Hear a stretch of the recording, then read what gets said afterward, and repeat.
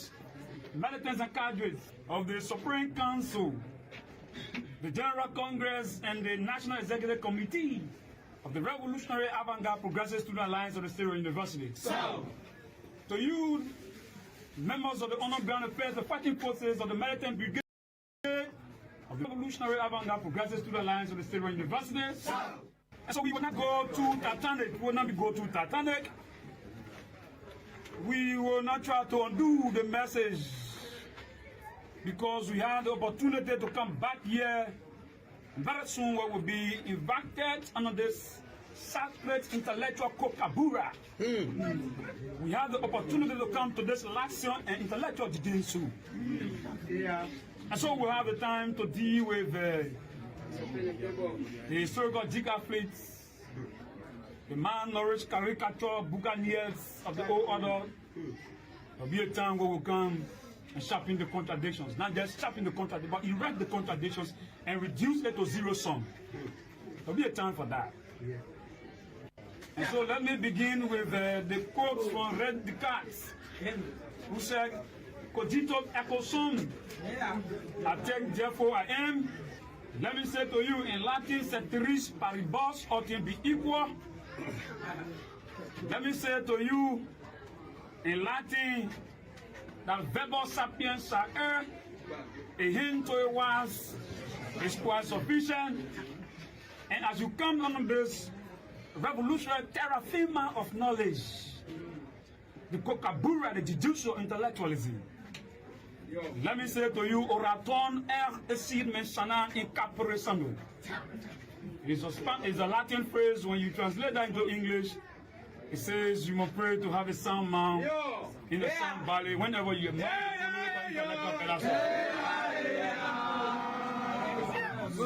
Let me also say to you, in Latin, during our days, when we mounted the political Palaba Hall, we normally say to the comrades, Dosiete di coron e pro patria mori.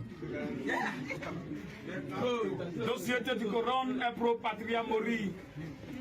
That's just Latin. When you translate that into English, it says, it is honorable enough to die for what you believe. Let me begin with the quotes from Red Descartes, who said, Cogito ergo sum, I take therefore I am.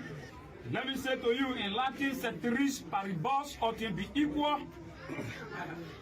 Let me say to you in Latin, that verbal sapiens are a hint to a was is quite sufficient. And as you come on this revolutionary terra firma of knowledge, the Kokabura, the judicial intellectualism, let me say to you, oraton esid men. The Kokabura, the judicial intellectualism. The Kokabura, the judicial intellectualism. The Kokabura, the judicial intellectualism. Let me say to you, oraton esid mentionan in capere sano. It's a Latin phrase. When you translate that into English, it says you must pray to have a sound mouth in a sound body whenever you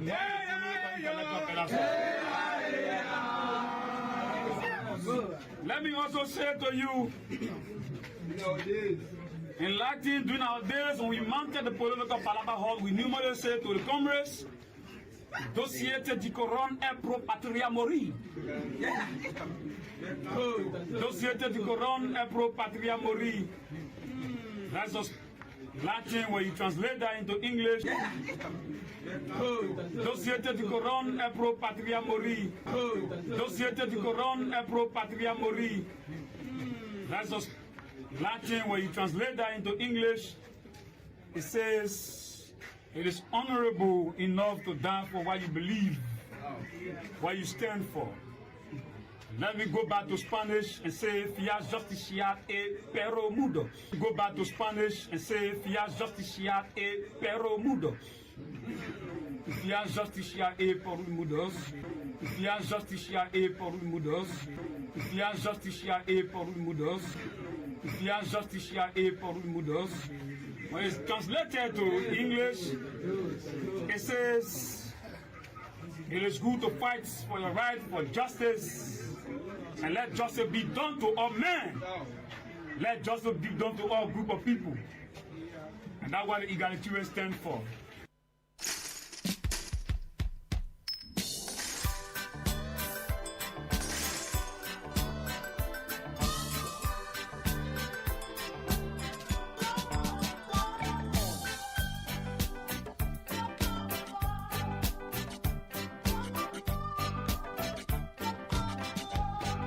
A sunny, lovely day from Monrovia, Liberia's capital, beaming to the rest of the world.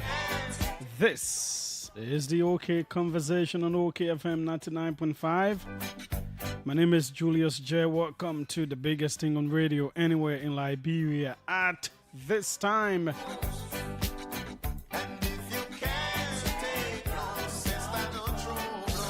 Fiat Justiciat Permudas.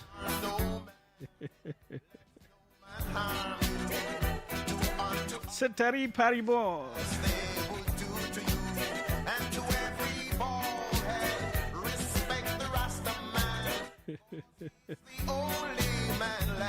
We have to learn a whole lot of different languages. Learn Spanish, Latin. Alvin Wizard will be our teacher.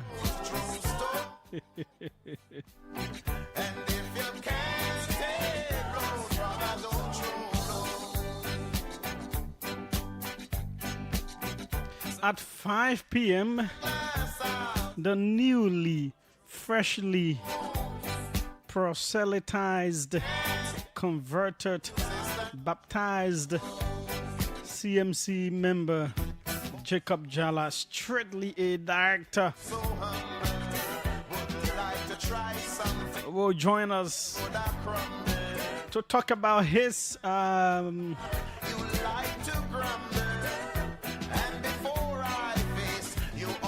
journey that took him from the CDC so quick to the CMC, and why the CMC? What does he see there? Is it the third lane that Liberia needs? Is Liberia tired or getting tired? Is tiring with the duopoly of CDC and UP? And does he see the CMC as that fresh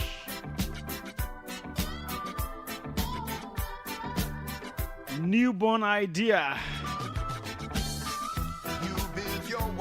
shipping and shifting a new course for political direction in the country? That discussion is at 5 p.m. Jacob Jala will be here. Where is the ball now? Is it lost? Has it been found in CMC? Is it burst? Where is the big stake? Does the CMC hold out of that? So you can expect quite a conversation. A very vivacious, lively, engaging conversation at 5 p.m. At 4 o'clock is Forest Tower. And before that, we'll talk everything. I have obtained the document from the Ministry of Finance that talks about loans and grants and where they're spent in the different sectors, agriculture. But my argument, that document reinforces my argument. Watch out for it. We'll go a bit in the budget as well, call some figures. Talk a whole lot of things. Congratulations to Arsenal. They're doing well. I think they should win something this season. As much as we're rivals, I think they're doing well. They've done well over the years. They should win something now, man. They brought pride, beating the very high-flying Bayern Munich. Last night we saw Real Madrid as well winning with Kylian Mbappe grabbing a hat-trick plus one or double braces. We saw quite a scintillating match between PSG and Tottenham Hotspur. Yes, indeed. I have something very fantastic to read as well. Quite an insightful message. You know, these two words are troublesome. They sound very similar. but they're very opposite in meaning. In fact, they're not necessarily opposite, but they're very fire-party meaning. Insightful and insightful. So there is INCITEFUL. That's a bad one. It's when you want to make people do bad things, you incite them. So then your comments will be insightful. That one is different. Then there is insightful, the one I'm talking about. INSIGHTFUL. That means when something has sense, when it has logic, when it has thing to learn from. In that case, that thing is insightful. It's the insightful I'm talking about. Have you learned something today? Yeah. So know the two words, know the differences. Good. Let's take a quick break with some of our sponsors. When we come back, the issues that matter will be on the cards. Okay, let's start from right here. I don't like to talk about advertisements. This one is interesting, so let's start with it. Whatever that person did, but that's okay. Attention listeners, this is an official message to the street and everyone tuned across the city. In every business, trust is everything, and when someone breaks that trust, the whole world hears about it. Today we bring you news of a man who turned his back on a very team that built him up. A man who took from the business, then tried to walk away like nobody would notice, and that is called betraying a business. Mr. Oyenti Denny Hoskin. This individual broke the code of loyalty and violated the trust that kept our business straight. After receiving support, opportunity, and investment, he chose to betray the business and the CEO. Trust was broken, agreement was annulled, the business was put at risk, loyalty was exchanged for selfish gain, worked up to $1 million plus USD debt for personal issues. He stole business cash into his pocket. This man named Oyenti Denny Hoskin was entrusted with a company but unpaid staff, created fake employees to steal funds, took multiple credit cards in company name, stole from employees and the company owner. The public is warned to not do business with Oyenti Denny Hoskin until further notice. This is a public notice. A violation of trust has occurred. Mama, who takes care of development in our country? We all do, my baby. You see, every time we pay our taxes, we are taking care of our country, Mama Liberia. Taxes help provide clean water, safe communities, and jobs for our people. When you pay your tax, Liberia grows. Be proud, be responsible. Pay your taxes for a better Liberia. Pay tax, we all enjoy. We are brave. We are passionate. Hey, Tanu, I need cash and there is no ATM around here. Really? Did you try the EcoBank POS? POS? I said I need cash. What is it about POS? Judy, you can get your cash through the POS. All you need to do is to visit any EcoBank Express Point or Petrol Trade gas station and request to use the POS. Guess what? It can also take other bank cards. Oh, widow. You mean cards from banks overseas too? Yes, it should just be your Visa card. Wow, great. So when there is no ATM around me, I will just use the POS to get my money fast. EcoBank has made it too easy, man. EcoBank, an innovation that will 5 and 6 so. EcoBank, the Pan-African Bank.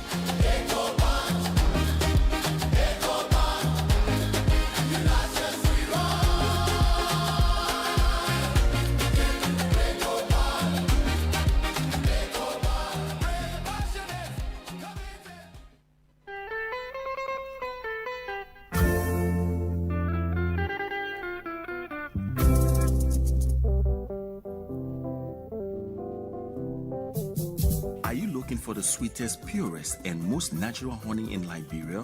Then look no further than Gabriel C. Gwen Natural Honey, produced right in the heart of Neighbor County. No chemicals, no additives, just real natural honey straight from the hive to your table. It's the taste of nature. Once you try it, you will never go back. Want to start your own honey farm? and see results in less than 6 months? Then contact Gabriel C. Gwe today. Call 0776 596 623 or 0886 596 623. Gabriel C. Gwe Natural Honey can be found on Link Street in Omenshaft, right opposite the Ministry of Public Works. Gabriel C. Gwe Natural Honey. Taste it and be the judge.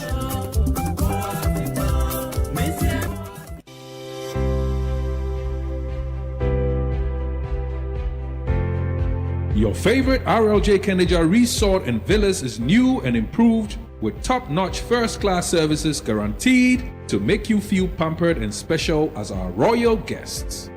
Ideally located on the RI Highway, a few minutes drive from the rehab junction, right in front of the Atlantic Ocean, you are assured of a peaceful, serene atmosphere of a home away from home.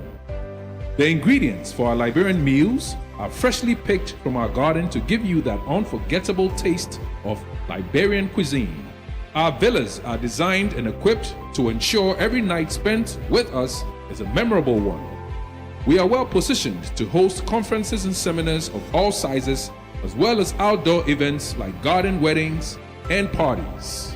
Book your upcoming events and leave the rest for us to handle with 100% satisfaction guarantee.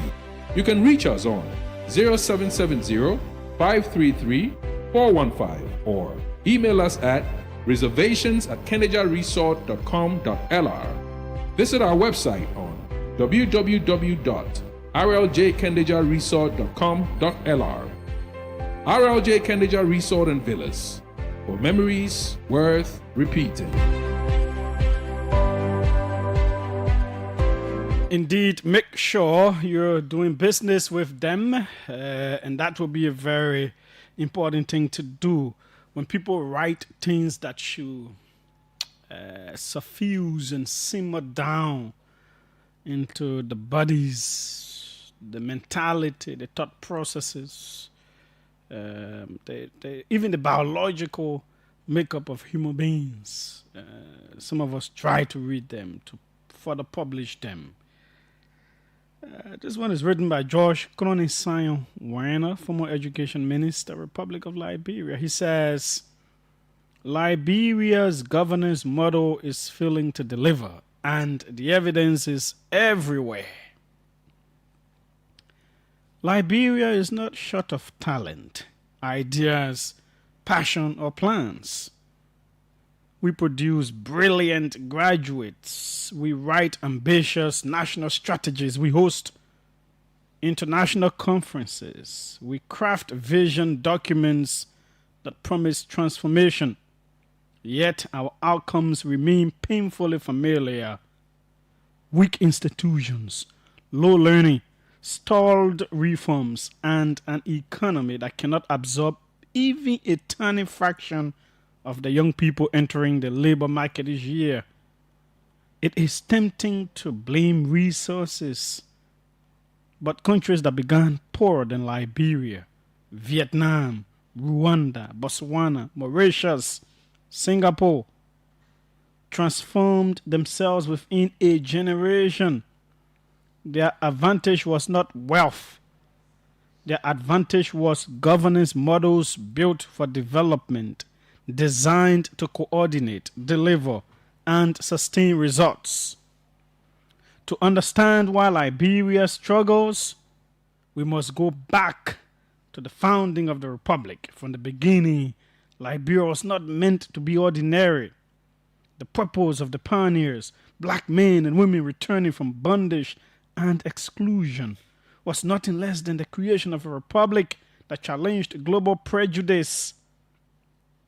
Our founders believed that Africans could govern themselves with dignity, intelligence, and order.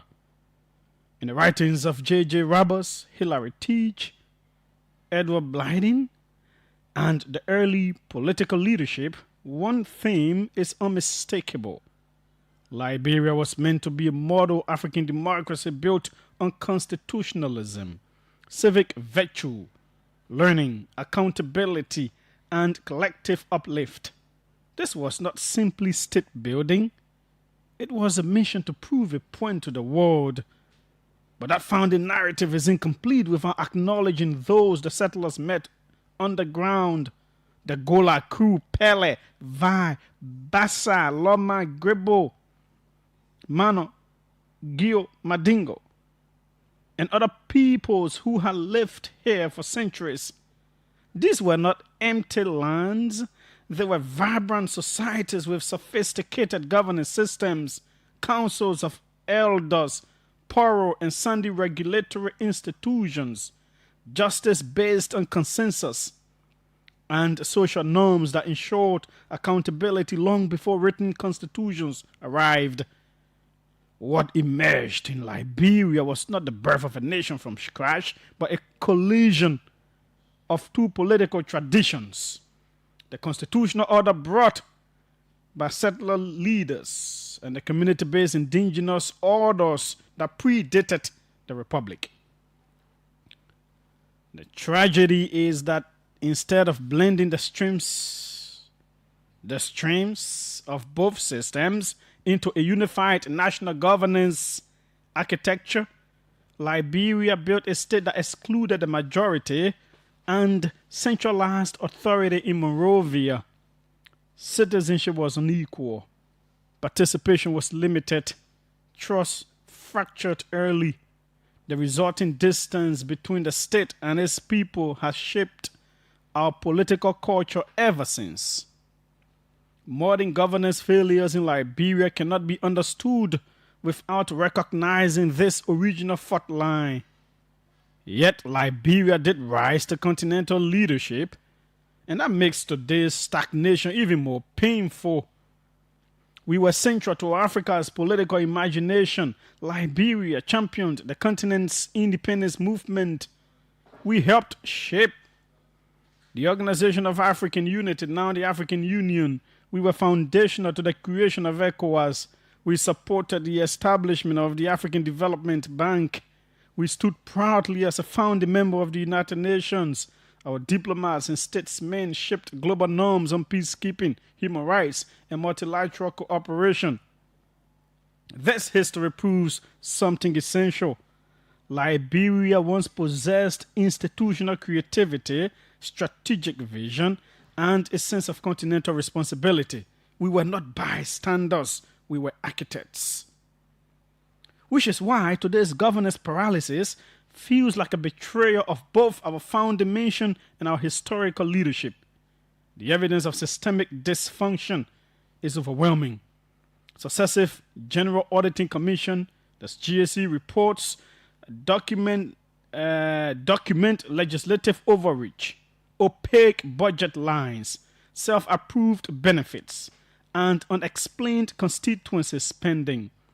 Public expenditure and financial accountability reviews consistently rate legislative budget oversight as weak or ineffective, with limited follow-through on audit recommendations. Afrobarometer surveys and U.S. State Department reports identify the judiciary as one of the least trusted institutions, vulnerable to political influence, corruption, and financial dependence that undermines independence. Over this fragile system sits an imperial presidency empowered by the Constitution to appoint more than 4,000 officials across ministries, agencies, commissions, and state-owned enterprises. The IMF and World Bank have repeatedly flagged that this hyper-centralization fuels patronage networks, coordination failures, and inconsistent policy implementation. The result is predictable. A governance arrangement where reform depends more on personalities than institutions, where political loyalty outweighs competence, where electoral cycles reset national direction every few years, where the civil service is politicized, where ministries operate in silos, where data comes too late or is used too lightly, and where the state struggles to deliver basic services or long-term transformation.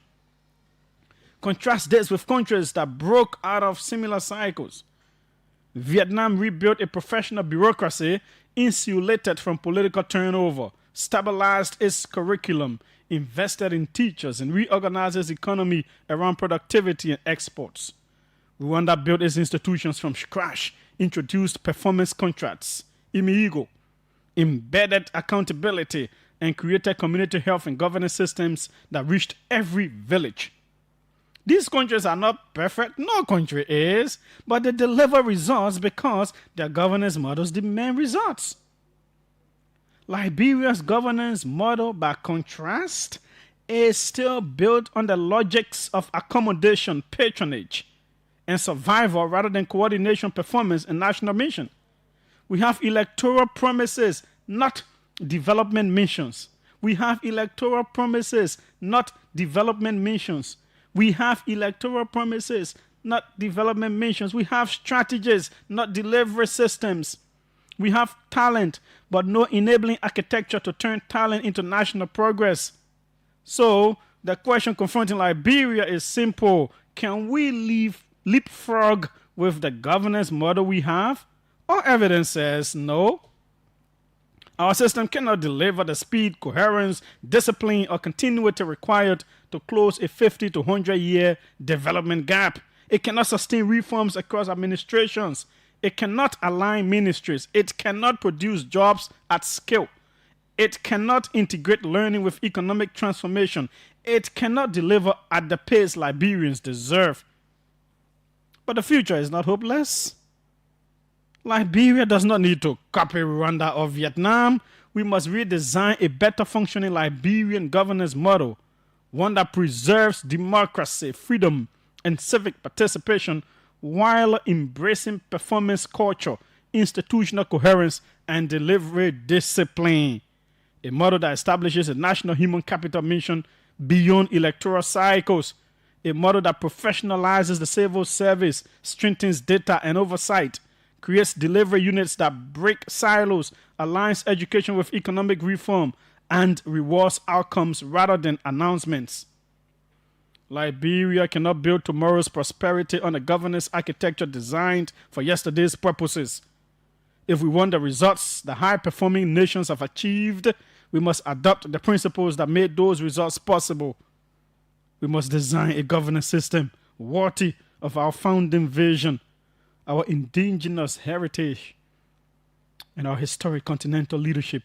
Until then, development will remain a promise we repeat, not a reality our people experience. It is self-explanatory, extremely self-explanatory. On another day, we could delve deeper. But these are some of what we've always been saying and saying and saying and saying. It is so powerful. It is so powerful. It is so powerful. Now, something has happened in Guinea-Bissau. An election happened, peaceful, and okay. Results were expected to be announced. Boom, I may jump in, say they're having coup. So let me give you a clearer picture of what, because I see some people embracing that and they don't seem to understand what happened there. So let's roll back to 2023. We have the second round. That one was just one round election. But we have the second round election. Next, supposed to announce the final results. All the key people know that Joseph Boaga won the election. All the key people who are administering the electoral process. So obviously, the president of the country knows, everybody knows that we didn't win it. On the brink of NEC announcing who won the election, Joseph Boaga opposition, boom, then the army jump inside the overthrowing. Overthrowing what? I had the election results of Guinea-Bissau. I had it like days, 2-3 days. I knew that the opposition. I didn't just have. People do not understand, when some of us we involved in different countries, news and all of that. Why are you reporting on other countries? Blah blah blah. We are getting at the point where we are getting the recognition. We getting these details. The numbers, the raw data, the raw numbers, I already got them. But again, because of the professionalism we attach to this. I did not post about it. But the opposition had won. So what kind of coup is that now? That was cool. Then the president, he said they have coup against it. He spoke to Radio France. So he said, maybe the people come and take my phone. He spoke to Radio France. Why he said they say coup happened. Coup. I'm going to take over. But he spoke to Radio France. He said, hey, they score a bishop because they can't take my phone. I mean, man, what kind of thing is this, man? The opposition won. So imagine if the army boy can do that kind of funny thing, yeah. Joseph Boaga big thing, Julius. Other than no, next now come here announce the results. Say the election here, Joseph Boaga won. Then on the brink of doing that, then the army jump in and say they overthrow Julius. That what kind of overthrow that now? That's what happened there. It's terrible. It's not okay. Army boy, did the boy announce the result? They beat the equipment. He moved from there. No, man, it's sad. That's what happened, though.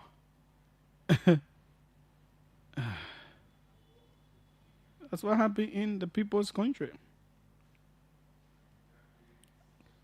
You know, as much as we disagree with Senator Snow, he posted about it and posted, oh, hey, man, they put electoral commission. They put go observe. You don't know the observers can be there, they can see the final result. You don't know.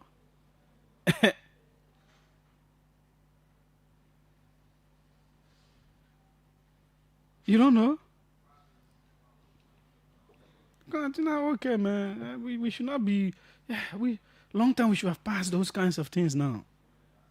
Opposition won, they won. What is the fear? You can't stay some kind of cool and say you want to put a thing, oh, Jumbo, you say, you just take me from there. That's what it looks like, you know? Anyways, let's come back on.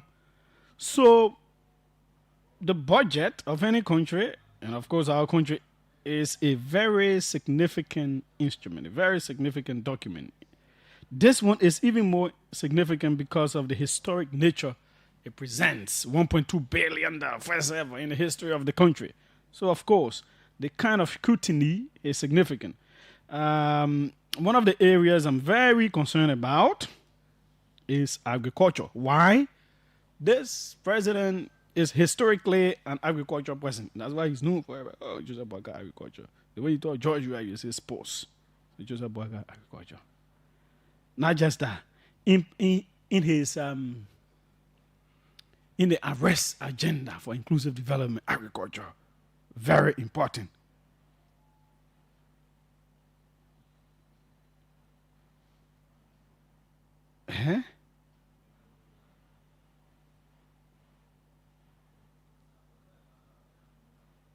Then the agriculture minister too, he been talking. We are able to become self-sufficient in food production. We need $40 million every year. He went to the legislature, he talked it there. He came on my show. We talk it. So, and food. Any country, food is very important, my people. If you have not eaten since day up to present, you can't tell me that you're okay. Even if you're fasting.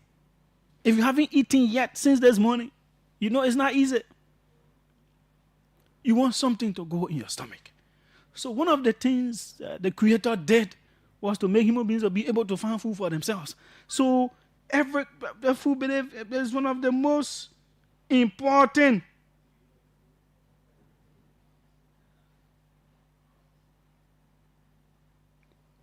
Food.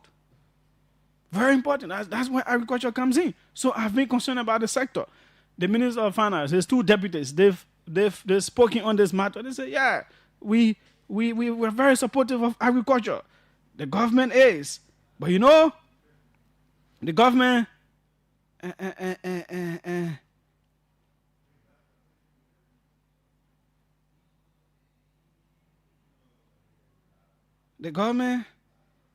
agriculture is getting support, you know, from donors and from loans and all of that. So that's why we giving 30 million. I say, y'all gotta show me this document. Y'all gotta send me. So they did. AB put up those two stuff I sent you. Put them up. Put both of them, let the be looking at it. They have seen it. So there is a table for fiscal year 2026 aid annexed by sector and partners. Put that one up first. So they send the document. Fiscal year 2026.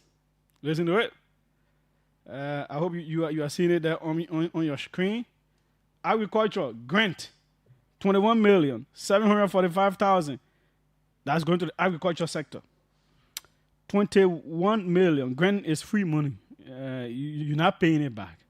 $745,571.57. Loan 18,563,067.96. So the total projection for grant and loan that will go to the agriculture sector is $40,308,639.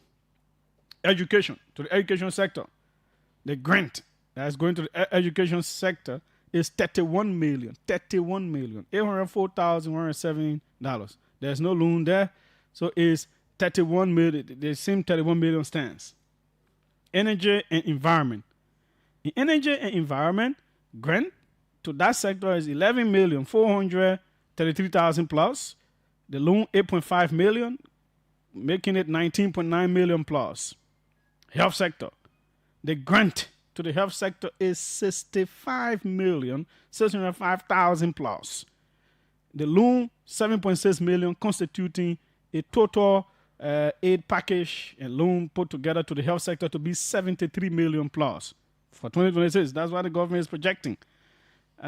Industry and commerce, 3.4 million grant, 3.9 million loan, 7.3 million plus total. Infrastructure and business services, 1.6 million plus grant, 22.05 million loan, 23.7 million plus total.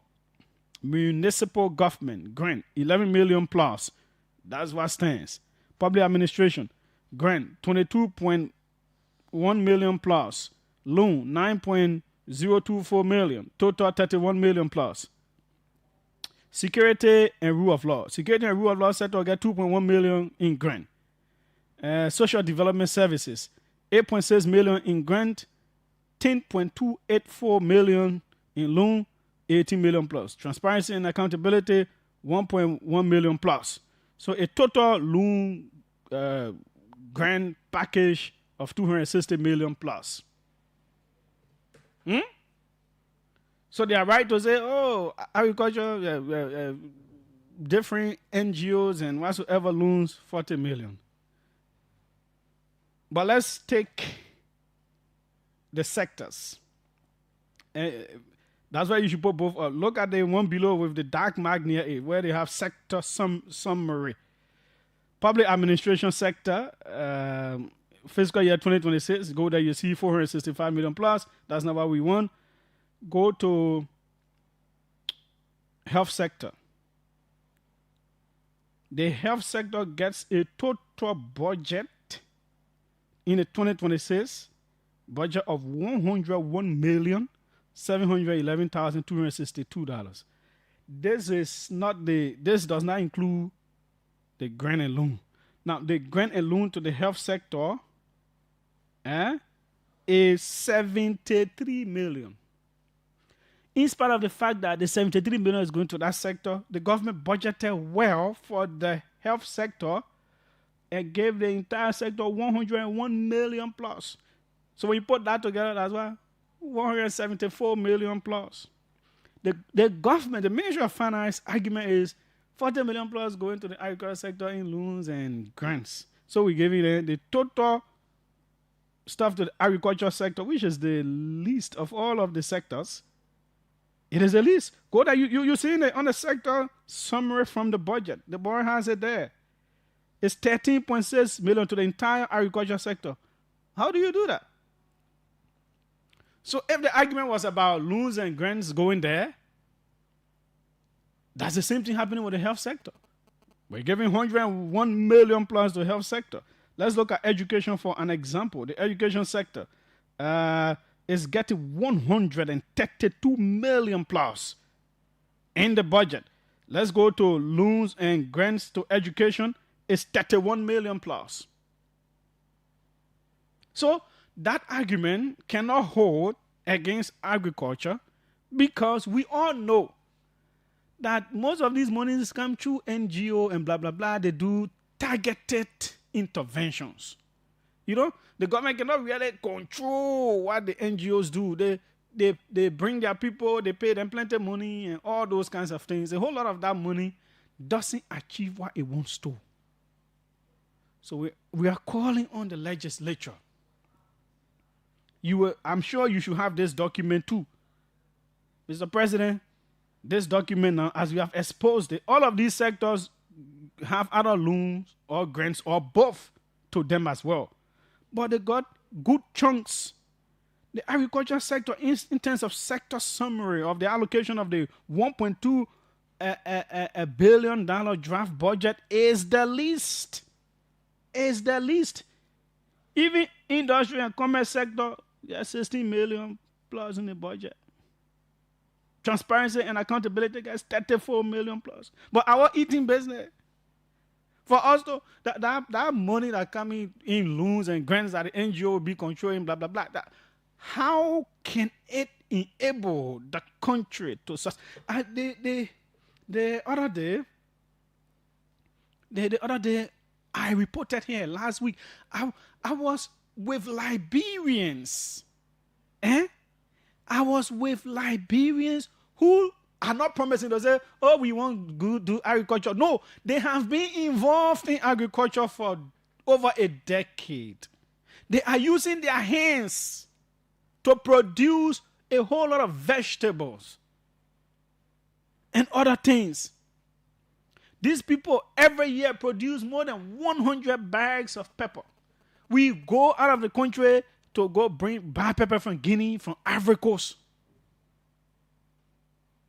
Gave agriculture ministry money to be able to enhance what these people are already using their hands and they are producing what they are producing. These people are saying, if you gave us support, you gave us tractors to till the soil, if you gave us water hoses, if you gave us stuff to be able to transport our produce, if you can just help, we can produce more than 500 bags of pepper every year. If you give us the ability to be able to dry the pepper the way they would do it in other countries, we can do this. We can limit the importation. We can supply the market with different vegetables.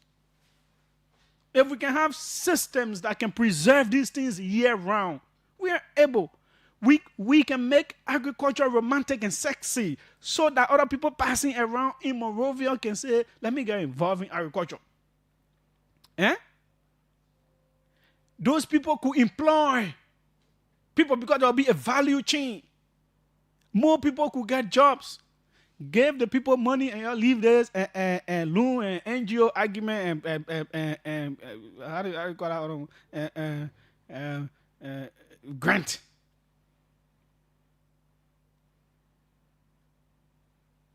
Education is important. Health is important.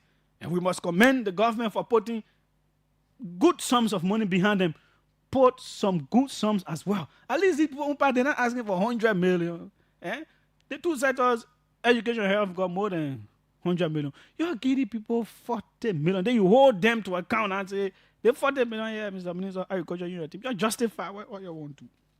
Agriculture minister will say, well, rice, we want to put this to rice production. We have people doing vegetable. They're suffering too much. Some of them getting too old because they just working. You go down and they put just doing hard work. They're bending their backs and using their hands year round.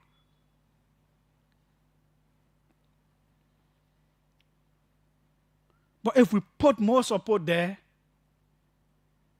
we'll get more people to want to get involved in the sector. They become more encouraged. So begging in the legislature, this is before you. Do something. Do something. Yeah? Go into the budget, you'll see even the fire service post crying small, Martin, they said that they brought their beat down. But we'll continue the budget discussion. It is up Capitol Hill. So thanks to Deputy Minister Depuzuo, he sent the document, but the document still strengthened my argument, you know.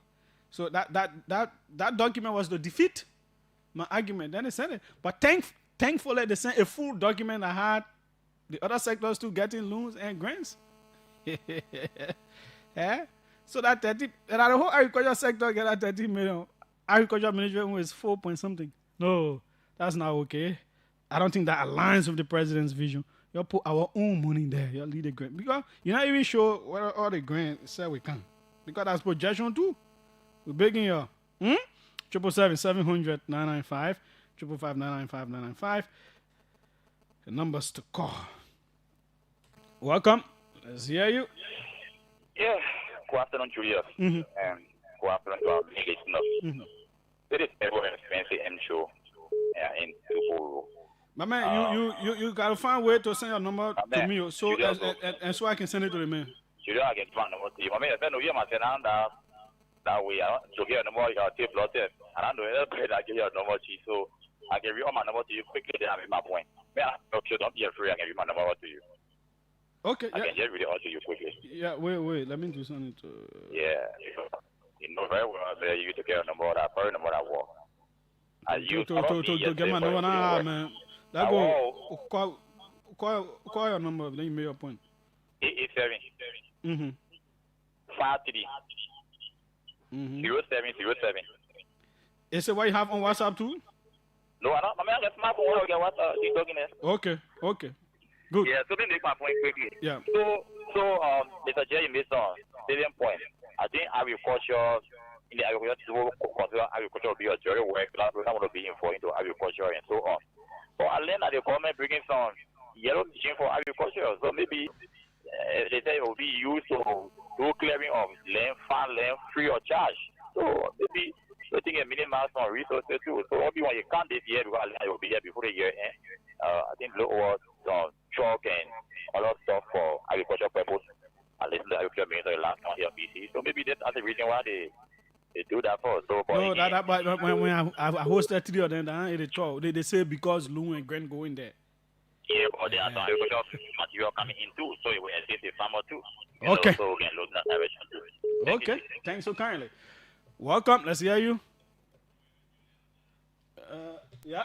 Go ahead. My name is Lewis. I'm calling. I call for somewhere in Morovia. I'm thinking on why Western Road. I'm in George Warner Road. I mean, that is a very insightful piece, and it speaks to our problem today. That is why our country cannot progress with all the ambitious plans. It doesn't align with the workforce or whatever. So I think it's time to rethink as a country and remodel, and it's not late for us to make the difference. Thank you. Okay. Thanks so kindly as well. Welcome. Let's hear you. Yeah, thank you, Judah. Anyway, I'm having Joseph calling for Granger again. You see, when people don't have vision for the country and they pretend that they get vision, then the country jump into chaos and lies. Because everybody knows this current president to be agriculture. We in the country here, we know what we can see. People struggle to grow food. But then the president as an agriculture is going to put more money in the budget to be able to help our people back home here. But instead of that, they put more money behind BBKs. They put money behind 1.2 million behind presidential VAR. They do all kinds of things that will make the country to look funny. And then the real issue is left undone. So the president got to be clear with his vision to the country when it comes to agriculture. If he intends to make us self-sufficient with food security, then he got to be clear about putting money in the sector. But not to try to play on it. And then you say people who have money that it must depend on to build our agricultural system. That's not fair. It's wrong. It was wrong yesterday. It is wrong today. It will be wrong tomorrow. Okay, thanks so kindly. Let my people come. There's to do is forest hour stuff. I'm not seeing it. Let's see who's here. Welcome. Let's hear you. Yeah, Julius. Good afternoon, man. Yes, go ahead. Yeah, thank you. What you say concerning agriculture, yes, it's meaningful, Julius. Being a country that has a president who educationally hails from agricultural background, I think if this president will not succeed in all, but in terms of agriculture, I think he must succeed. Because I can remember that some of us were saying if Lone Star doesn't go far underneath the administration of George Weah, then we don't know when will Lone Star go far. That's why our current president, he also from the agricultural background, so if he cannot do it for us, then I don't know when we will get that. Well, Julius,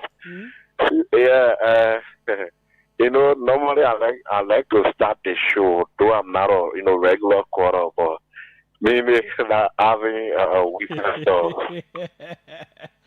What do you mean doing? No, and like you said, I think we need to learn different languages. I start forgetting about necessitability now. I'm getting so you gotta learn Spanish and Latin and all that stuff now. Sure. I think the next time I will introduce us to the Indian language. Thanks so kindly. Welcome. Let's hear you. Julius, good afternoon, Julius. Yes, what's your name? Where are you calling from? Thank you. My name is Tikpe S. Mato, and I call you from Johnsonville this afternoon. Look, Julius, I'm sitting in my rescue corner hearing people say the president is agriculture man, so agriculture should be something that it should be written on everybody's faces. Julius, it should be. You said, did they say it should be written on everybody's faces? Yeah, because if someone telling the president that if the president is an agriculturalist, so meaning a priority should be the first priority should be agriculture everywhere. No, Julius, you see government, the government as a whole, there are a lot of priorities on the plate. Did the government make agriculture its priority or not? No. Government never, in the platform of the government, never said agriculture will be. So it means you know why AARD stands for the arrest agenda. You know what the A stands for inside. No, I say now. Okay, my man. See you. We're not wasting time with that one. Let's take this final. Welcome. Let's hear you. Well, hello, Julius. My name is Terry Bonner. Can you hear me okay? Yes, go ahead. Let's hear you. Great. Yeah, good to give me the privilege again. Thanks, buddy. Julius, I've joined the show late, but when I joined the show, because today is Thanksgiving here, I've been home resting. No work today. When I joined the show, you were talking about the Guinea-Bissau coup takeover. You made some good points about the military taking over when results were just about to be announced. I didn't even know that. I tried researching, but haven't done my full research on how the takeover was done. However, there is one thing that I always tell some of my friends in that we all support the rescue mission, that when our election took place in 2023 and George Weah conceded, I told them, I said, look, there's one thing we must give to George Weah. With all his odds, with all the CDC odds, but for an incumbent president to concede in a critical election like ours, where the margin were not so wide, I gave it up to George Weah, and that saved us from a lot of trouble, because we know that some of these were mad. They were prepared to stand by stand by him. They were in the corners ready to get on the streets to do anything to protect him to stay in power. So George Weah did an extremely good job for conceding to save our peace and democracy. And lastly, before I go, Julius, we were young when Liberia fought the war. 11 articles because they work in the Liberia and your family fell over there for refuge. Liberia cannot go back to military takeover coup. But the last person that in my lifetime, I was a young kid that we saw entering the mansion with pistol on his side was Samuel Kayando. Never, ever, we should go back to that level again. And because of that, we have peace. Because if we go back again, we start fighting all over the country again, we become refugees. And I want to thank the army. Our army, they are forced for good now. They are mature enough, they are civilized. I don't think they will ever think about that. So Liberia is moving forward. There will be no more coup time elections. If UP lost the elections, they will turn back, they will turn it over. If they don't win, we will talk about it, but Liberia will no more go back to that level because the wave of coup in Africa, West Africa, is getting scary. Thanks. I appreciate the time. Thanks so kindly for your call as well. I see a complete contradiction of the arrest agenda for inclusive governance. That's inclusive development. How come agriculture, which is the first agenda item, has been seriously underfunded by this very government? Charles T. Cooper of Duporo.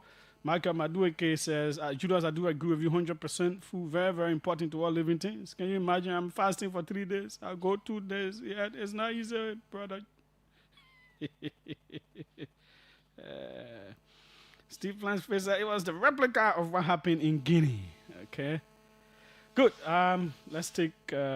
Forest Hour will be back at 5 o'clock.